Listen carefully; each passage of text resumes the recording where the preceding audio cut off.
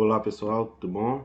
Sou o professor Roberval e hoje a gente vai ter mais uma aula de ciências para a turma do 8º ano. Bom pessoal, continuando os assuntos que a gente vinha tratando nas nossas aulas, a gente vai falar hoje sobre as infecções sexualmente transmissíveis, que antigamente era chamada de DSTs, que era doenças sexualmente transmissíveis, mas existiu aí uma diferenciação assim, nos termos para englobar também aquelas pessoas que são portadoras do vírus ou da bactéria e não tem sintomas. Aqui a gente pode ver nessas imagens que são figuras relacionadas a essa temática. Aqui a gente vê a mão de uma pessoa com sífilis. Aqui a gente vê um vírus, provavelmente da AIDS. Aqui o símbolozinho das campanhas contra a AIDS. E o preservativo, que é uma das medidas de mais efetividade quando se fala de prevenir IST, ou infecções sexualmente transmissíveis. Essas infecções elas são provocadas por bactérias, vírus e outros agentes patógenos. Quando a gente fala em agentes patógenos, a gente fala de organismos que causam doenças, por exemplo, os protozoários, que podem ser transmitidos por contato sexual. Ou seja, a principal característica dessas infecções é que elas são transmitidas por contato sexual. Geralmente, pessoal, o contágio se dá das trocas de secreções entre os parceiros, ou seja, da troca das secreções vaginais com o sêmen que o homem ejacula. Nessas secreções vão estar os vírus, as bactérias, os protozoários que vão causar essas doenças. Essas doenças elas acometem geralmente regiões íntimas do corpo. Geralmente o paciente vai perceber primeiro por conta de ser em regiões íntimas. Entretanto, se ela não for devidamente tratada, ela pode atacar todo o organismo, como ocorre no sífilis. E alguns dos sintomas registrados nessas doenças são esses aqui, ó: lesões, manchas, odores, secreções, coceira na região pubiana, e todas elas, uma pessoa com vida sexual ativa, ela deve procurar um médico em qualquer um desses sintomas em sua região íntima. Existe também, dentro desse conjunto de coisas que vocês têm que aprender sobre infecções sexualmente transmissíveis, o portador assintomático. O que é isso? É aquele indivíduo que, apesar de não apresentar os sintomas, é portador do patógeno, causador de uma doença. Por exemplo, agora como a gente está na pandemia de coronavírus, a gente pode usar o exemplo dos portadores assintomáticos do coronavírus. São pessoas que não têm sintomas, mas têm o vírus no corpo e estão transmitindo a doença por conta de possuir esse vírus, mesmo que elas não tenham os sintomas. Formas de prevenção mais indicadas são os exames regulares, que vai fazer com que você seja capaz de identificar a doença, e os preservativos, que evitam o contágio e a transmissão. Os exames são importantes também para que a gente evite que a pessoa transmita a doença sem saber que está doente. No caso do portador assintomático. Agora a gente vai começar a falar sobre os grupos. Eu dividi elas em grupos e a gente vai estudar algumas das principais. Como a gente está falando de bactérias nessas ISTs aqui nesse primeiro grupo, as bactérias, o medicamento que é utilizado no tratamento são os antibióticos. Antibiótico como a penicilina, são os principais medicamentos utilizados quando a gente fala de bactéria. A primeira doença que a gente vai ver é a sífilis, que é causada pela bactéria Treponema pallidum. Esse nomezinho aqui, ele está em itálico porque é o nome da espécie da bactéria. Vocês lembram que a gente estudou que a primeira letra do nome científico ela é maiúscula e a segunda palavra ela é minúscula. Ela é destacada de alguma forma, no caso aqui ela está em itálico, para que a gente entenda que isso aqui é um nome científico. Essa sífilis ela é transmitida tanto por contato sexual, como também pela placenta, ou seja, da mãe para o bebê. E o sintoma principal que identifica que uma pessoa está com sífilis é a lesão na genitália, que é chamada de cancro duro, que é uma ferida que forma uma casca. Eu vou mostrar mais adiante uma imagem. E essa ferida ela é característica dessa doença, dessa sífilis. Se não tratada, ou seja, se a sífilis não for tratada, ela pode afetar outras áreas do corpo e causar até a morte. Hoje em dia, como está muito avançado o tratamento, a maioria dos casos eles encontram cura, certo? Entretanto, tem que fazer o tratamento completo e seguir à risca as orientações médicas. Muitas pessoas elas não ficam curadas definitivamente por conta que elas pegam o tratamento, começam a fazer e não terminam. Aí elas deixam desse tratamento pela metade e elas voltam a desenvolver a doença. Aqui a gente tem duas imagens mostrando a sífilis já num estágio mais avançado. E aqui as feridas características dessa doença, na mão do rapaz e aqui nas costas e no pescoço. A sífilis, pessoal, ela tem 3 estágios, que é a sífilis primária, que quando ocorre a primeira infecção, ela ataca mais a boca e a região genital. Temos também a sífilis secundária, que ela causa essas manchas em todo o organismo, que são as erupções cutâneas. E tem a sífilis terciária, que vai causar alguns problemas degenerativos em coração, fígado, no cérebro e até nos ossos. Por isso que é importante que o indivíduo ele faça o tratamento completo. Outra doença que a gente vai falar que é causada por bactéria é a gonorreia ou blenorragia. Essa doença, pessoal, ela é causada pela bactéria Neisseria gonorrhea, que esse aqui é o nome científico dela, ou gonococo. A Neisseria, vocês podem olhar de novo, ó, letra maiúscula, e está em itálico. Essa bactéria ela infecta a uretra e compromete algumas vias genitais.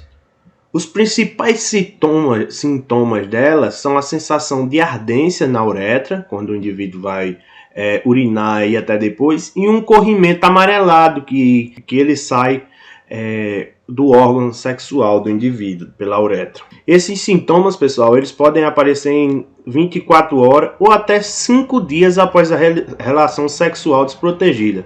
Ou seja, o indivíduo faz sexo com uma pessoa que tem a gonorreia e em 24 ou até 5 dias ele pode apresentar sintomas. Logo, quando o indivíduo tiver relações sexuais com pessoas de maneira desprotegida, ele deve estar ciente que ele pode pegar uma doença dessa e ficar ligado nos sintomas para procurar um médico o mais rápido possível. Existe também o cancro mole, ele é causado por essa bactéria aqui, a Anopheles ducreyi, que é caracterizada por feridas múltiplas que são doloridas e moles, o contrário do sífilis, que era o cancro duro. Esse aqui vai ser feridas que vão ser mais mole na genitália externa. Aqui, pessoal, ela também ataca a boca, e aqui são algumas das feridas que são características dessa doença. Agora a gente vai para o grupo das ISTs que são causadas por vírus. Primeiro, e talvez o mais conhecido, a gente tem aqui o herpes genital, que caracteriza por bolhas na área genital.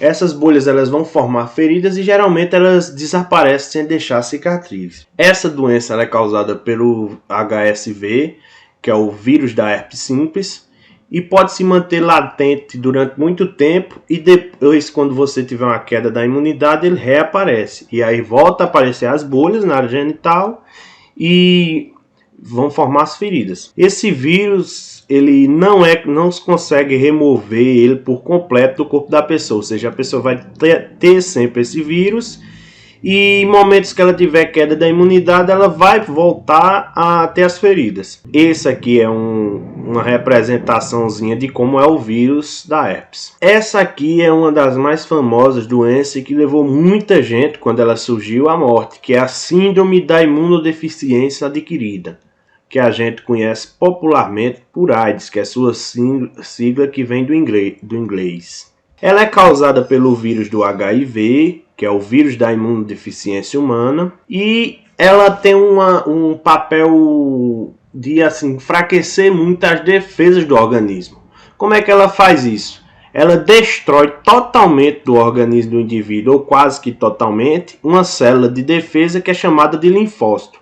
Esse linfócito é uma das células que vão atuar na defesa do organismo. Como ele é destruído por esse vírus, vai ocorrer um declínio da capacidade imunológica, ou seja, da capacidade de defesa. Tanto é que o indivíduo da AIDS, se ele não estivesse tratando, ele pode morrer de uma pneumonia simples, até de uma gripe, porque o sistema imune dele fica muito debilitado. É o que está dizendo aqui, ó. O organismo fica vulnerável a doenças oportunistas, como a tuberculose, por exemplo. E a transmissão da AIDS ela ocorre por sangue e pelo sangue e por trocas de secreções. Por exemplo, troca de secreção no contato sexual transmite AIDS. Transfusão de sangue, hoje em dia já está mais difícil disso acontecer, mas se o sangue estiver contaminado, ocorre. Só que hoje, quando você vai doar o sangue, já são feitos vários exames, dentre eles o exame da AIDS. Então tem bem menos chance. Órgãos contaminados, da mesma forma, tem todos os exames feitos. Através do parto, ou seja, a mãe passa a AIDS para o filho através do parto ou do aleitamento materno, ou seja, quando ele está amamentando. E existe um modo de transmissão que é através de cortes ou compartilhamento de seringas ou artefatos perfurocortantes que estejam contaminados. Por exemplo, você vai fazer uma tatuagem, aí o cara que faz a tatuagem ele não é tão ligado na limpeza. Como a tatuagem ela é feita com agulhas, se uma pessoa antes de você ela tinha AIDS e ela fez essa tatuagem e depois você foi fazer, o cara não ligou na limpeza, deixou de qualquer jeito, provavelmente você pode ser contaminado com o vírus da AIDS. Ou se um indivíduo que troca seringa no uso de droga, por exemplo, tem muitas drogas que elas são injetáveis.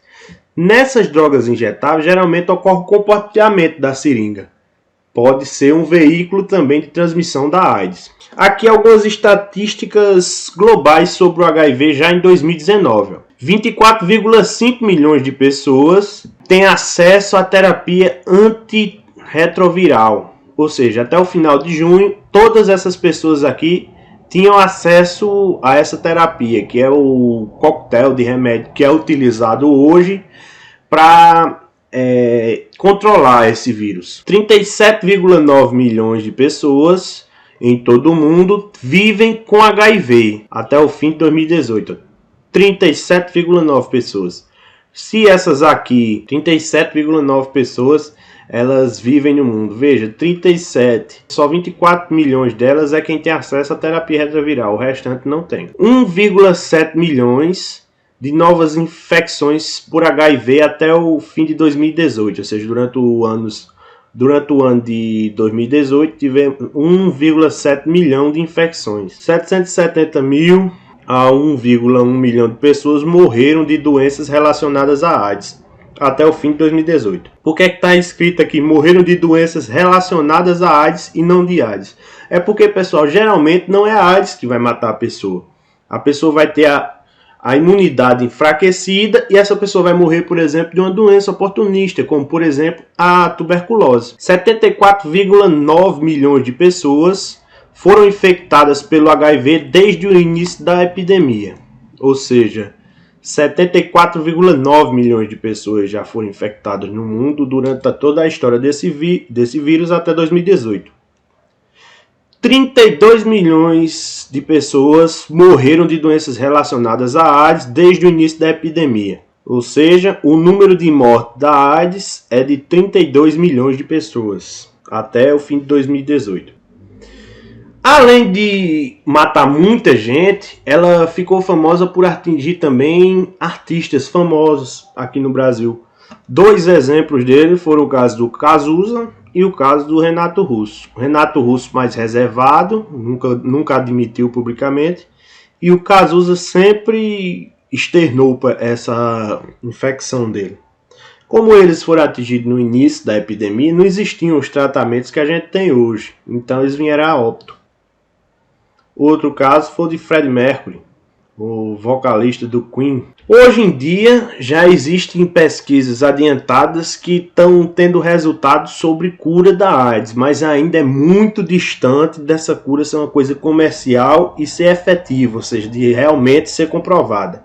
Então, pessoal, a melhor coisa que existe ainda é a prevenção. E, no caso, o uso do preservativo. Outra doença causada por vírus é o papilomavírus humano, ou HPV. Ele pode provocar verrugas na pele e na região genital, nas mucosas também. Essas verrugas, pessoal, elas são ou podem ser precursores de tumores, principalmente no colo do útero, que vão levar a um câncer na mulher, geralmente. Por isso que a gente hoje tem a vacina, que vacinou grande parte da população. Há alguns anos teve esse tipo de imunização, que é a vacina contra o HPV, que previne contra 4 tipos desses papilomavírus, para evitar muito isso aqui, ó, o câncer do colo do útero. Aí você me pergunta, e por que da última vez vacinaram homens, meninos e meninas?